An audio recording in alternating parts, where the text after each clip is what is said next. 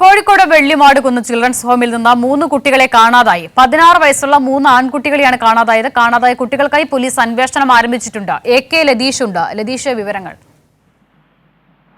വൈകിട്ടാണ് കോഴിക്കോട് വെള്ളിമാടുകുന്നിലെ ചിൽഡ്രൻസ് ഹോമിൽ നിന്ന് 3 ആൺകുട്ടികളെ കാണാതായത്. 16 വയസ്സുള്ള 3 പേരാണ് വെള്ളിമാടുകുന്ന് ചിൽഡ്രൻസ് ഹോമിൽ നിന്നും കടന്നു കളഞ്ഞത്. പോലീസ് വിവരം ലഭിച്ചതിനെ തുടർന്ന് വളരെ വേഗത്തിൽ തന്നെ അന്വേഷണം ആരംഭിക്കുകയും ഇവർ താമരശ്ശേരി ഭാഗത്തേക്ക് നീങ്ങിയതായാണ് പോലീസ് നൽകുന്ന വിവരം.